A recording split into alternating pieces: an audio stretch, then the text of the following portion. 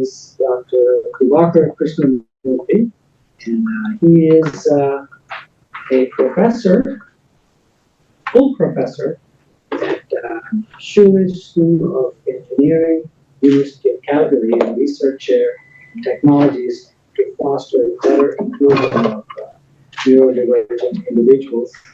He leads the ETHERIAL Project, advancing consultative solutions for autism. With 25 years in software, 25 plus years in software, AI, and HCI, his work focuses on impactful, inclusive innovation.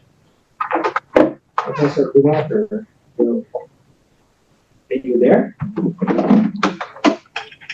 Yes. Can everybody see the slides okay? Yes. Yes. Can everyone hear me okay? Yes. Fantastic. Thank you so much. It's so nice to be here. Thank you so much, Dr. Chettipalli, for for inviting me to this wonderful event. And I wish I had taken up your suggestion to join in person, because we just had 1 foot of snow in Calgary. So it's not very uncommon. I wish I was in the warmer climes of San Francisco. But anyway, whatever mode of interaction, I'm glad to be here. So I'm going to be talking today. I know the time is very short, so I'm going to be focusing on a couple of projects we have been doing here to support non-speaking autistic individuals, which involve the application of augmented reality and AI. And this work is done by my ethereal research group, by my wonderful group of trainees. I just take credit. All of the work you see is being done by my trainees. And this work also would not be possible without the collaboration of Dr. Vikram Jaspal and this wonderful group of trainees at the University of Virginia. But I'd also like to take a moment to acknowledge all the sponsors shown here who have funded this project for the past 4 years. All right, so what is the main motivation? What are the main long-term objectives of the Ethereal Project? Our work focuses on the roughly 30% of autistic individuals on the spectrum who cannot communicate through speech alone. And you can have multiple shade within the subpopulation. Some might have some speech, but the speech may be unreliable. It may not be intentional. Some may have no speech at all. And as you can imagine, the outcomes of not having a reliable way to communicate their innermost thoughts can be quite horrendous, right? So even a simple thing like, Mom, I have a headache, or, Dad, I'm hungry, can be quite impossible. And some of the alternative ways to communicate that have been provided to this community do not really work. There are technologies like PECs, for example, which allow them to choose between pictures. But in general, the ability to communicate expressively in a language-based way, any kind of thoughts they have, it's kind of not widespread, not available widespread in a widespread manner yet. So what does work? So some of the recent evidence showing up suggests that spelling-based training, training non-speaking folks, giving them opportunities to spell their thoughts, to kind of communicate expressively through typing, can be really life-changing for many. We have had a lot of personal accounts of folks, non-speaking folks, who have learned how to communicate through spelling, going to post-secondary education, advocating for themselves.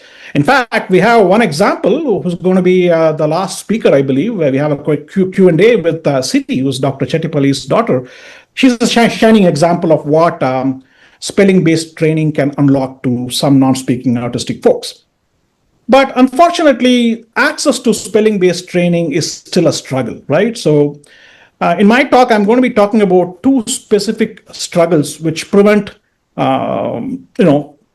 more series from being nurtured, right? More people from gaining from this type of therapy. The first one is access, right? So practitioners and teachers and professionals who can teach this technique are few and far between. Sometimes they're mostly in urban centers, so which puts a tremendous access barrier to families, right? To give you an example, I live in Calgary, which is the 4th largest city in Canada.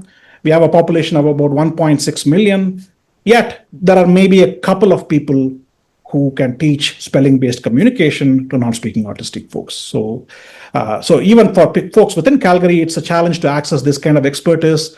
And then you add to it people in rural areas and things like that, then really there's a big access problem when it comes to spelling-based communication training.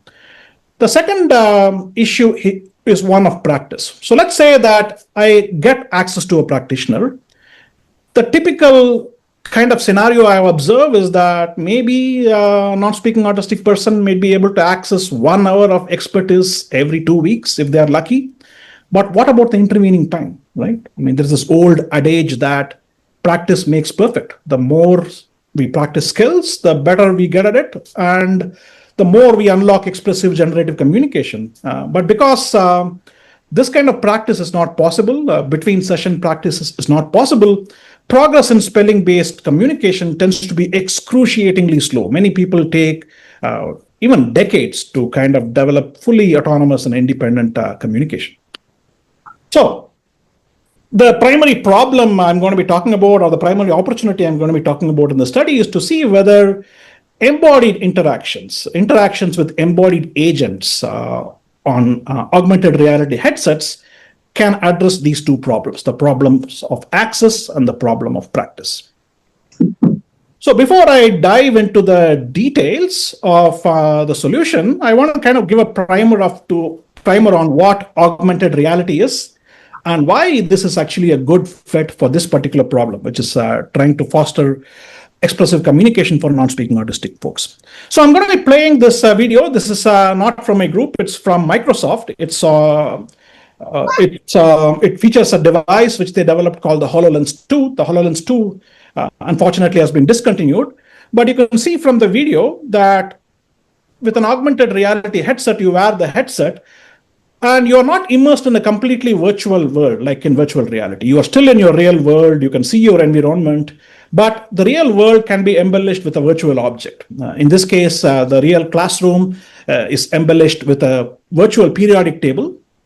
And because the device has a lot of sensors and cameras in it, it tracks everything. It tracks your head, it can track your hand, which allows you to do lots of naturalistic interactions. So here somebody is kind of grabbing an element from the periodic table, they can poke at it, they can display more information, they can resize it, they can actually interact with their eye gaze because the device also tracks your eyes. So you can actually select items by just looking at them.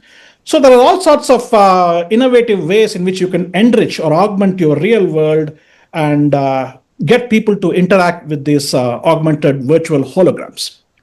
Now, how is this relevant to non-speaking autism?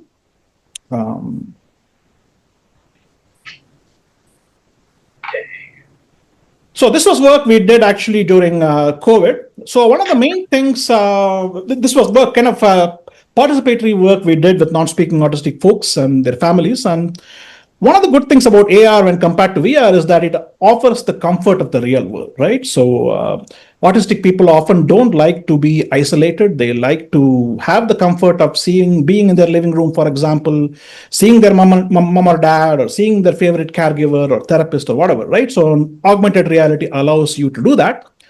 Augmented reality also allows you to do a lot of the tasks which people who teach spelling-based training, communication regulation partners, for example, offer, right? So, for example, augmented reality headsets can adapt for movement. We know that a lot of non-speaking autistic folks, they need to move. They can't sit still because they move as a mechanism to regulate their senses. But wearing a headset, it's kind of immaterial whether you sit still or move because the headset can track your movements. So, for example, if somebody is interacting with a virtual keyboard or letterboard, they need not be, the person who's using the system need not be stifled to sit still. They can still move, and the virtual letterboard or keyboard can move with them, right? And of course, we can do lots of other things like motor skills training, like training people to the gateway functions for pointing at letters, right? Like trying to motor coach them on how to pick letters, select between letters, and so on. We can kind of do that in a very systematic way. And because these headsets are essentially wearable computers, you can embed all kinds of agents, spatially aware agents, which can look at things like, okay, why is this user not moving their hands? Let me coach them to move their hands. Why is this user looking away from the keyboard? Let me redirect their attention. This user seems to be drifting from focus. Let me give some executive function support. And of course, things like text-to-speech are pretty trivial, right? So kind of looking at what somebody is selecting perhaps on a keyboard and speaking it aloud can be done by technologies like text-to-speech. So it appears that AR can be really helpful for this population, and we have done a lot of studies. We have published so far 12 peer-reviewed publications on various ways in which AR can help. But in the interest of time, I'm going to be talking about two specific publications we did, research studies we did recently, which address the two problems I introduced initially: the problem of access to spelling-based training and the problem of practice. The first solution I'm going to be talking about is called as remote telepresence, how we can use remote telepresence to solve the access problem. The second problem I'm going to be addressing is the use of autonomous embodied agents powered by AI to offer practice and coaching. Okay, so what is remote telepresence? If in observing a lot of the ways in which spelling training happens, spelling training is kind of like a dance. It's kind of like a ballet, right? You have a teacher, a practitioner, and a student. The practitioner needs to see where the student's fingers are. What are they trying to type? What are they trying to point, right?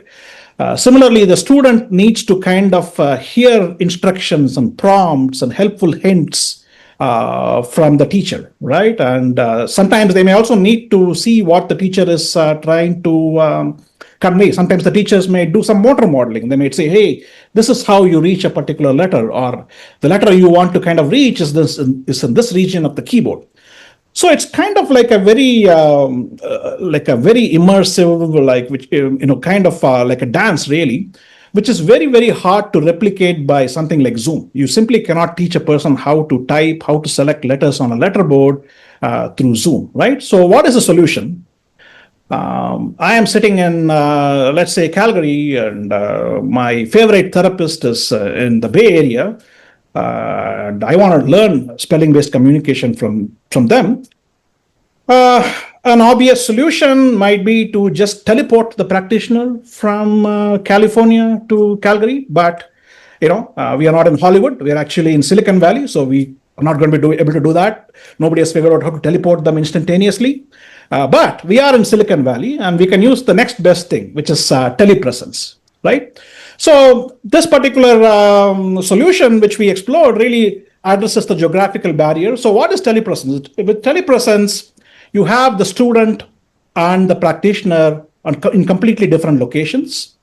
Both of them are wearing an augmented reality headset. Both of them see a common letterboard, a virtual letterboard, or a virtual keyboard in their field of vision, right? The student sees a virtual keyboard in their field of vision. The practitioner also sees the same keyboard in their field of vision. In addition, instead of interacting directly with each other, they interact with each other through their own avatars, right? The teacher, the practitioner, sees an avatar of the student, completely synchronized to the real person. If the real person moves, the avatar moves. If the real person is trying to point at something on their virtual keyboard, the avatar version of the real person is also pointing at the same item on the keyboard, and vice versa, right? So there's an avatar of the practitioner in the field of view of the headset of the student, and whatever that teacher is trying to do, whatever they're trying to speak, is in real time communicated via the avatar. So in essence, this system kind of gives the feeling of being there.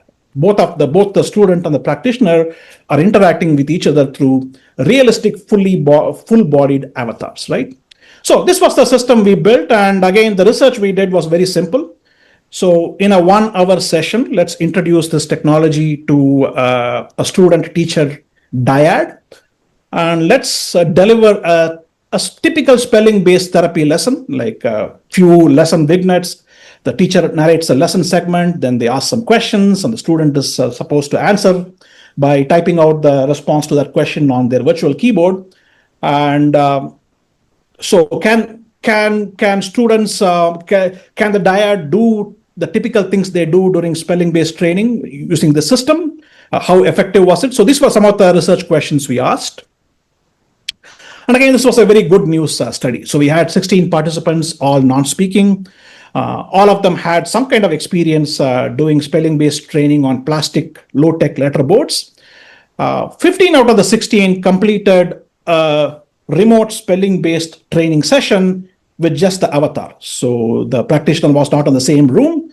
They were able to do the lesson without any problem. It almost felt like they were there in the same room with the practitioner. And we found that when we analyzed the response time, like how fast they kind of reach out and touch keys on the virtual letterboard, they had much faster initiation in the virtually together, the avatar condition, than the audio only condition. We had a competing condition where they could hear what the practitioner was saying, but not see them, not see what they're doing. And the avatar condition had much faster initiation than the audio only condition. Practitioners were able to give much more focused instructions using the avatars because they could see what the student was doing. They could see where their fingers were, where they were trying to hover. They could see that there was no initiation, there was no movement, and they could coach accordingly. And again, the important thing is everybody, all the practitioners and all the participants involved in the study preferred the avatar condition, the virtually together condition, over the audio only condition.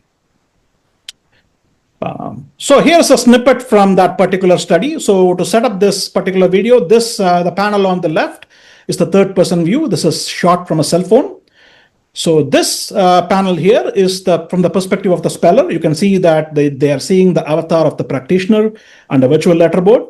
And this is from the perspective of the practitioner. So they are in a separate room. They are seeing another version of the same letterboard, but they are seeing the avatar of the student. And in this particular example, a lesson segment is narrated, and the answer to that lesson is being attempted by the participant. Drawn by the mouth-watering scent of chicken, he crouched low, his muscles tense like a coiled spring. Who was he drawn to the scent of? The scent of... What scent was he drawn to?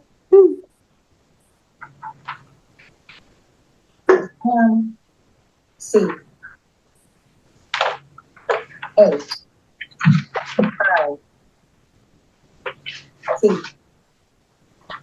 A. E. N. Nailed it. There we go. So the answer was chicken, and they were able to kind of have a real-time conversation, even though they were in geographically different locations.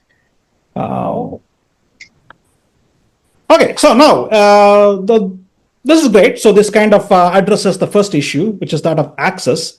But what about the second issue of practice, right? So you have these sessions with practitioners, maybe once in 2 weeks if you're lucky, more like once in 4 months, once in a month, or maybe even worse if you're living in a geographically kind of a remote area. What about the intervening time, right? Where you tend to practice and gain skills which stick, right? So this is a work which is a follow-up of the previous work you saw. So here we actually have a fully embodied and autonomous avatar. In the previous version of the telepresence system, the avatar was being puppeteered by the practitioner from a different location. But in this case, we built a system called Automa VIC, standing for Virtual Communication Partner, which is kind of fully embodied. It's a full lifelike figure. It's spatially aware. It's driven by a machine learning model. It can monitor a lot of signals like where the user is looking, where their hands are. For example, if there's eye tracking, it can track eye movements. And it also has a large language model backend, which makes its interactions very naturalistic sounding. And the way we built it was that this can be configured to deliver any kind of spelling-based instruction. It could be a simple motor practice, selecting between 2 buttons, or selecting a virtual object, or doing fun things, some gamified interactions, or it could be some dictation type activities, or it could be even conversation practice, like trying to take turns and talk with the agent to get practice making conversations, right? So to give you a sense of how the system looks like, so this is like a brief clip. So you wear the headset, and the VIC shows up with a virtual letterboard, and you can interact with VIC using the letterboard.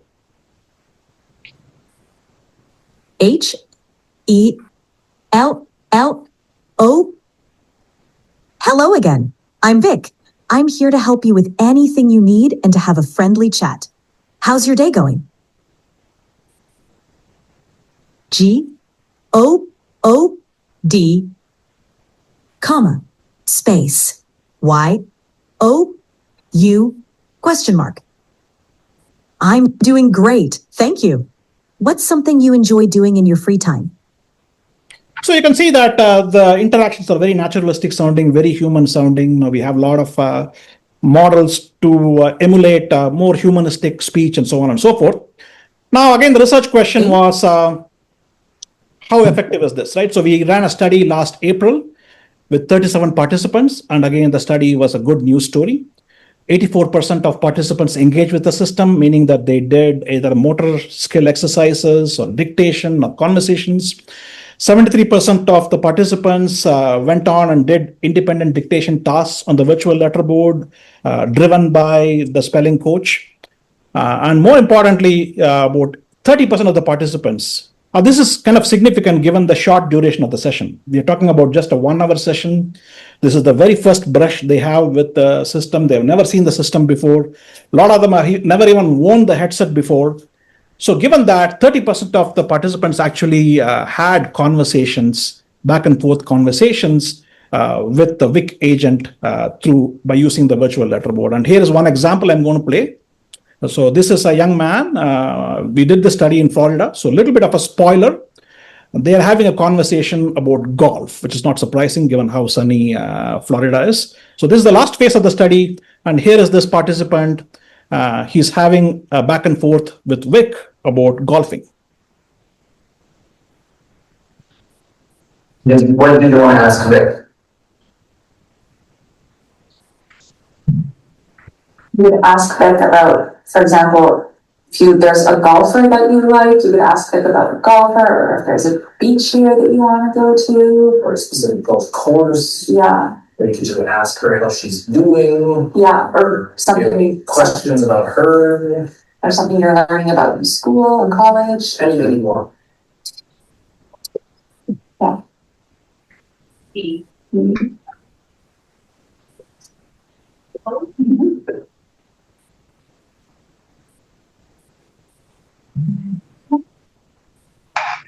Oh, you got it.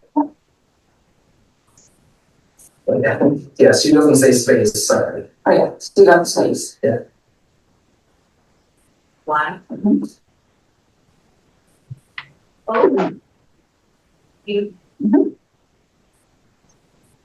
So, that's L. I.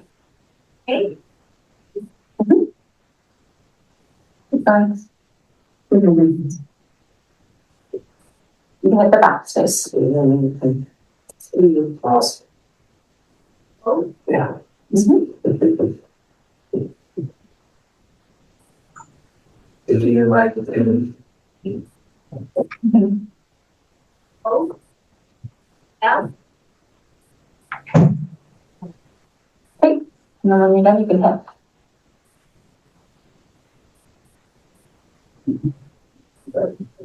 oh, there you go, hit that.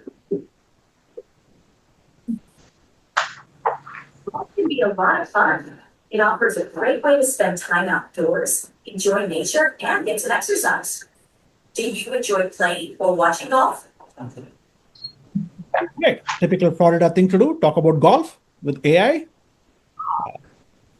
So to conclude, so this is, Okay, so hopefully you got a sense of the kind of work my lab does. So again, there is a lot of strong evidence based on these two research studies that augmented reality and AI-enabled agents can really support non-speaking autistic folks in developing expressive language-based communication skills. And what we're really doing right now is trying to translate some of the initial findings we have by doing more longitudinal long-term studies. And we're also looking at to partners and people whom we can work with to commercialize some of these solutions so that they can go from the lab and enter the living rooms of families. So again, I thank you for having me here and listening to my talk. And More information can be found on my group's website, etherealresearch.ca, or you can scan the QR code. So the website has a lot of details, including the publications we have done so far, and I'll be very happy to take any questions you might have. Thank you very much, Dr. Krishnamurthy.